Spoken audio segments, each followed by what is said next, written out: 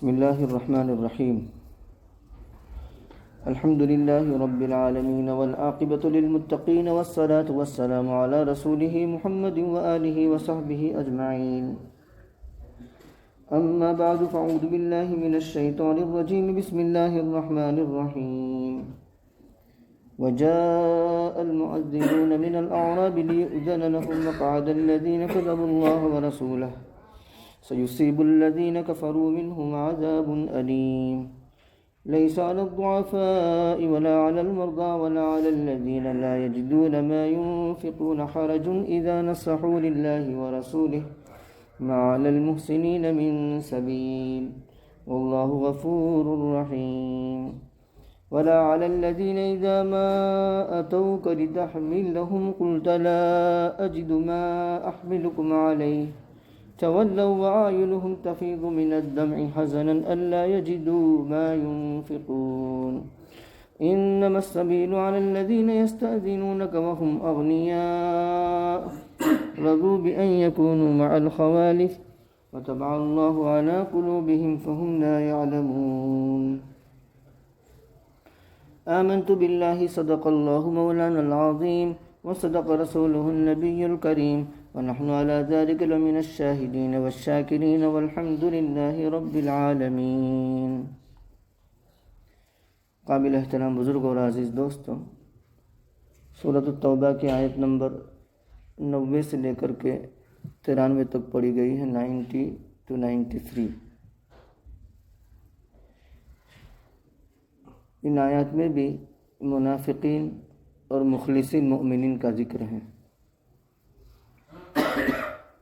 نبی کریم صلی اللہ علیہ وسلم نے غزوہ تبوک میں شرکت کا اعلان فرمایا تو وہ اعلان عام تھا.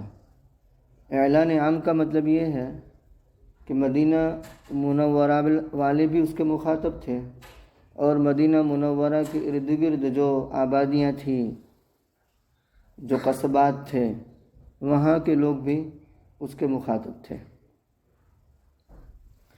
چنانچہ مدینہ منورہ اور مدینہ منورہ کے اطراف کے لوگ جو منافقین میں سے تھے، وہ نبی کریم صلی اللہ علیہ وسلم کے پاس آئے اور بہانے بنائے. ان بہانوں کا ذکر ہے، بہانے بنانے والوں کا ذکر ہے. اللہ تبارک و تعالی فرماتے ہیں وَجَاءَ الْمُعَذِّرُونَ مِنَ الْأَعْرَابِ لِيُؤْذَنَ لَهُمْ. دیہاتیوں میں سے، گاؤں والوں میں سے بہانے بنانے والے آئے تاکہ ان کو اجازت مل جائے. کس بات کی اجازت؟ غزوے سے پیچھے رہنے کی، غزوے میں شرکت نہ کرنے کی، کیونکہ ان کو دوبھر معلوم ہوتا ہے، ان کو مشکل معلوم ہوتا ہے غزوے میں جانا، پست ہمت ہے. تو ایک گروہ تو یہ ہے کہ جو عذر بیان کرنے کے لیے آیا کہ ہم معذور ہیں، حالانکہ وہ عذر غلط تھے.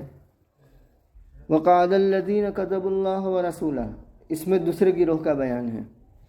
اور بیٹھے رہے وہ لوگ جنہوں نے اللہ اور اس کے رسول صلی اللہ علیہ وسلم سے جھوٹ بولا.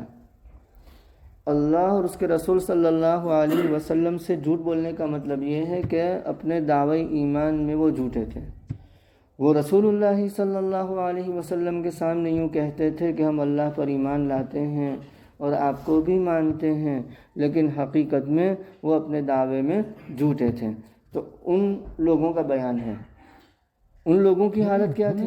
قعدہ، بیٹھے رہے.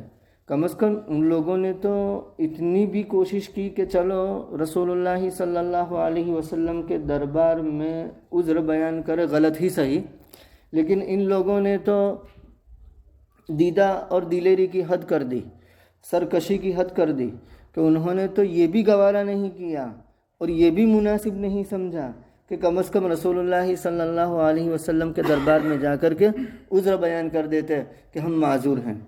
تو اس کا بیان ہے اس آیت میں، آیت کے اس حصے میں. اور بیٹھے رہے وہ لوگ جنہوں نے اللہ اور اس کے رسول سے جھوٹ بولا. اس کے بعد سیصیب الذین کفروا منہم عذاب علیم. اب جو بیٹھے رہیں ان میں کچھ تو وہ ہیں جو منافق ہیں اور کچھ وہ ہیں جو صریح کافر ہیں. جو صریح کافر ہیں ان کا عذاب اس آیت میں بیان کیا گیا ہے. سیصیب الذین کفروا منہم، بہت جلد پہنچے گا ان لوگوں کو جو ان میں سے کافر ہیں، یعنی حقیقت میں کافر ہیں. عذاب علیم، دردناک عذاب. تو گویا 3 گروہ ہو گئے. وجاء المعذرون من الاعراب لیؤذن لهم، نمبر 1 کہ کم از کم انہوں نے معذرت خواہی تو گوارا کی اور نبی کریم صلی اللہ علیہ وسلم کے دربار میں آ کر کے عذر بیان کرنا تو گوارا کیا. دوسرا قال الذین کذب اللہ ورسولہ، یہ وہ لوگ ہیں جنہوں نے یہ بھی گوارا نہیں کیا کہ چلو کم از کم جھوٹے منہ ہی صحیح رسول اللہ صلی اللہ علیہ وسلم کے سامنے عذر بیان کر دیتے. تیسرا سیصیب الذین، ان میں جو کافر ہیں ان کو دردناک عذاب پہنچے گا. آگے مخلصین مؤمنین کا بیان ہے. لیس علی الضعفاء ولا علی المرضى ولا علی الذین لا یجدون ما ينفقون حرج اذا نصحوا للہ ورسولہ، یعنی واقعتاً معذور ہیں. معذور میں کون آئیں گے؟ نہیں ہے حرج یا نہیں ہے کوئی الزام. کن پر؟ کمزوروں پر، بیماروں پر، اور ان لوگوں پر جو نہیں پاتے اس کو جو خرچ کرے. مطلب یہ کہ ان کے پاس سواری نہیں ہے جہاد میں جانے کے لیے، ان کے پاس جہاد میں جانے کے لیے جہاد کا سامان نہیں ہے. تو ایسے لوگ نمبر 1 ضعفاء، نمبر 2 بیمار، نمبر 3 جن کے پاس کچھ ہے ہی نہیں. لا یکلف اللہ نفسا الا وسعها، اللہ تبارک و تعالیٰ کسی کو اس کی طاقت سے زیادہ کا مکلف نہیں بناتے. جب ان کے پاس کچھ ہے نہیں تو وہ حقیقت میں معذور ہے. حقیقت میں معذور ہے تو لیس علیہم حرج، ان پر کوئی حرج نہیں، کوئی الزام نہیں.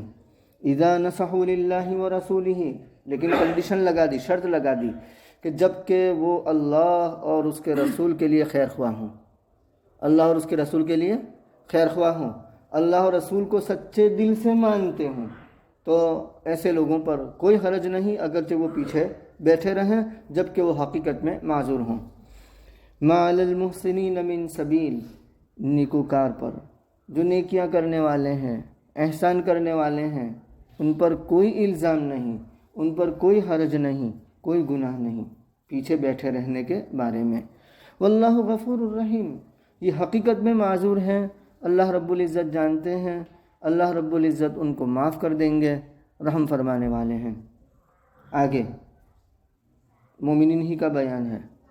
اور نہیں ہے کوئی الزام، نہیں ہے کوئی حرج، نہیں ہے کوئی گناہ ان لوگوں پر بھی کہ جب وہ آپ کے پاس آتے ہیں تاکہ آپ ان کو جہاد کے لیے سواری دیں. اونٹ ہے، گھوڑا ہے، جو بھی جہاد کا سامان ہے. قلت، تو آپ نے یوں کہہ دیا کہ میں تو نہیں پاتا وہ چیز جس پر میں تمہیں سوار کروں، یعنی میرے پاس سواری نہیں ہے.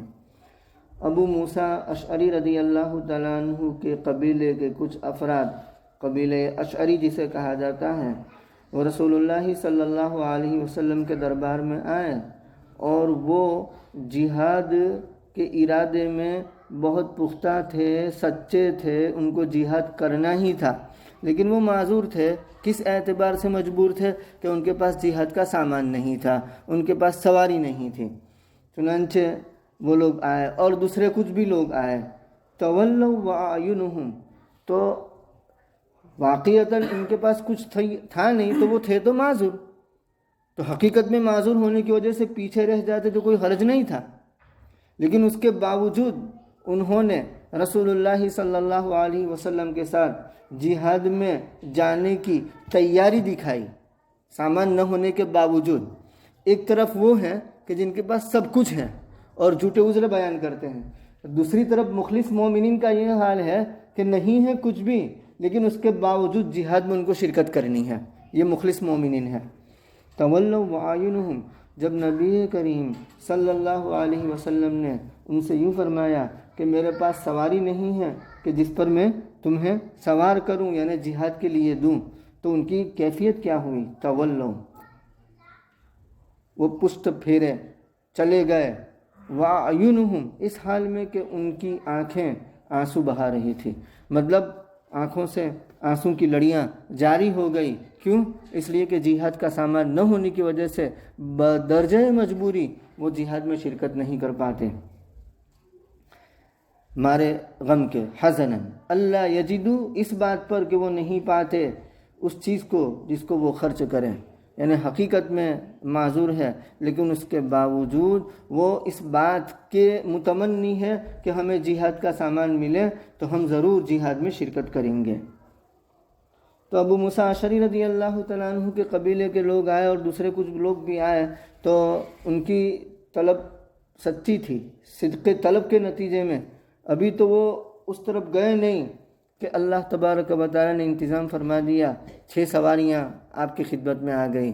چنانچہ رسول اللہ صلی اللہ علیہ وسلم نے ان کو فوراً بلایا اور وہ 6 سواریاں ان کو عنایت فرمائی. اور دوسرے 3 بندے تھے، ان کو حضرت عثمان غنی رضی اللہ تعالیٰ عنہ نے سواریاں عنایت فرمائیں.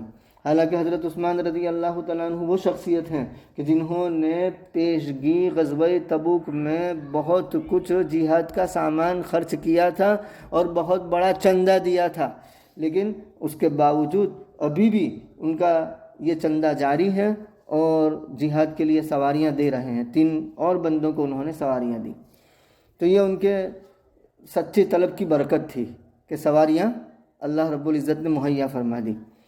انما السبیل علی الذین یستأذنونک، پہلی آیت میں جھوٹے عذر بیان کرنے والے، دوسری 2 آیتوں میں واقعتاً معذور، اور تیسری اب چوتھی آیت میں اللہ تبارک و تعالیٰ فرماتے ہیں کہ الزام کن پر ہے، گناہ کن پر ہے، پکڑ کن کی ہوگی.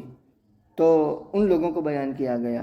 یقیناً الزام کی راہ یا پکڑ یا گناہ ان لوگوں پر ہے کہ جو آپ سے اجازت طلب کرتے ہیں حالانکہ وہ مالدار ہیں. جہاد میں شرکت کے لیے سواریاں بھی موجود ہیں اور دوسرا جہاد کا سامان بھی موجود ہے، اس کے باوجود وہ اجازت طلب کرتے ہیں کہ ہمیں پیچھے رہنے دیں، ہمیں چھوڑ دیں. رضوا بأن يكونوا مع الخوالف، وہ راضی ہو گئے اس بات سے کہ وہ رہیں پیچھے رہنے والیوں کے ساتھ. یعنی جیسے عورتیں گھروں میں رہتی ہیں اس طریقے سے وہ بھی بزدل بن کر کے عورتوں کے مانند، عورتوں پر تو جہاد ہے ہی نہیں، وہ بھی بزدل بن گئے اور گھروں میں رہنا پسند کیا. اللہ تبارک و تعالیٰ فرماتے ہیں اللہ رب العزت نے ان کے دلوں پر مہر کر دی، مہر لگا دی، سیل کر دی ان کے دلوں کو. فہم لا يعلمون، بس وہ جانتے نہیں ہیں حقیقت کو کہ ابھی اس وقت غزوہ تبوک میں نکلنے کی کتنی شدید ضرورت ہے، اس کو نہیں جانتے. کیوں؟ اس لیے کہ اللہ رب العزت نے ان کے دلوں پر مہر لگا دی. جب دلوں پر مہر لگ جائے تو حق اور باطل کی تمیز ختم ہو جاتی ہے، کھرے کھوٹے کی تمیز ختم ہو جاتی ہے. حق کو وہ باطل سمجھتا ہے اور باطل کو وہ حق سمجھتا ہے، جیسے یہ منافقین کا حال ہوا.